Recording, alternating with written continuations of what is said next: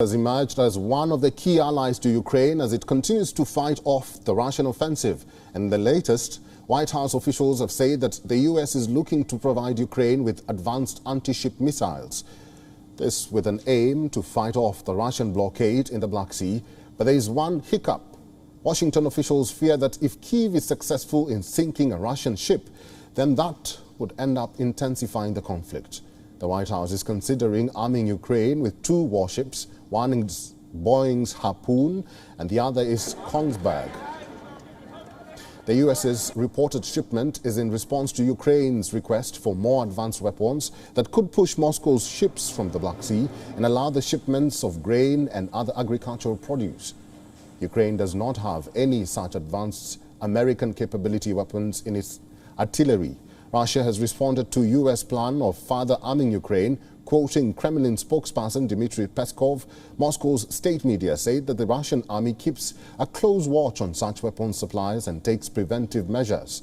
Russia has already suffered losses at sea, notably the sinking of the cruiser Moskva, which was the flagship of its Black Sea fleet. At that time, the Kremlin did not acknowledge the loss of its leading ship. The Russian Defense Ministry even said that the warship was damaged by an accident on board. It claimed that the ship sank in stormy seas while being towed to the port of Sevastopol. As we mentioned before, concerns have been raised in the U.S. that providing long-range weapons to Ukraine has its logistical challenges. Kyiv's forces will need lengthy training, and supplying the weapons to Ukrainian territory will also be at risk of Russian seizure.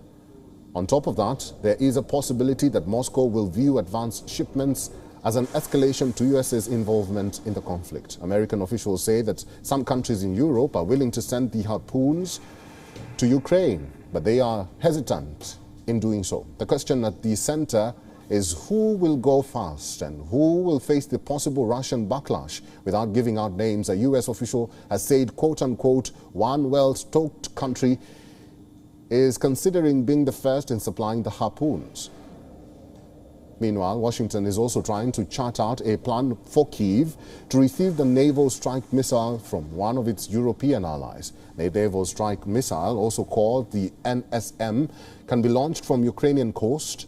It has a range of 250 kilometers and takes less than 2 weeks of training. Sources have also said that NSMs are viewed as less logistically difficult than Harpoons. This because NATO allies could loan mobile ground launchers which are available and additionally procure warheads from Norway. Note that all weapons carrying U.S. tech have to be first cleared by the State Department, and that also needs a final green light from the White House.